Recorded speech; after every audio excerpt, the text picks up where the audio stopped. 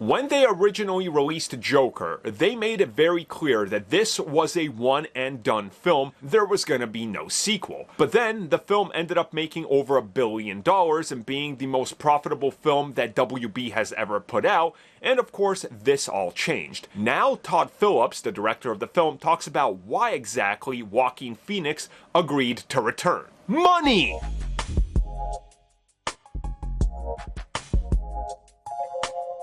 So one, yes, it was money, but that's clearly not the entire big picture here, right? And Todd Phillips, the director of the film, talks a little bit about this. And he says that the idea was, yeah, we're going to do one film and call it a day. But then he had some ideas in terms of what they wanted to do, what direction they could go in with a sequel, and what there was that they could offer to the Joker story. And he says that the only reason he would agree to do it was if Joaquin agreed to join the sequel. And Joaquin's demands were the sequel had to make sense and it had to frighten him. It had to be something that was completely out of control and cannot and would not be just a standard Joker follow-up. That they had to take some swings, some risks, that it had to be dangerous, that they had to be scared while making the film, and that the film had to ultimately make them somewhat uncomfortable in terms of what they were going for.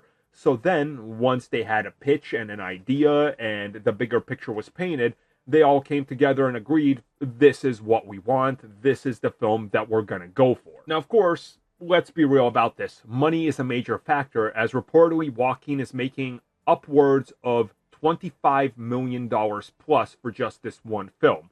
So it's a pretty big deal, and obviously they are trying something different with the sequel from what we can see. And I hope they get it right. I hope it turns out good. I hope that there's a lot of things that work with this film. Maybe even improves upon some of the elements of the first film. But again, you just never know till you see it for yourself. And it could go the way of Venom, where the first film, a lot of people liked it, but a lot of people did not like the second film. Especially some of the hardcore fans of the first film. So they could have that effect right here. But we won't know till we see it for ourselves, and we're right around the corner till we hear those early reviews and everything and impressions, and then of course see it for ourselves, and well, we'll talk about it when it's out.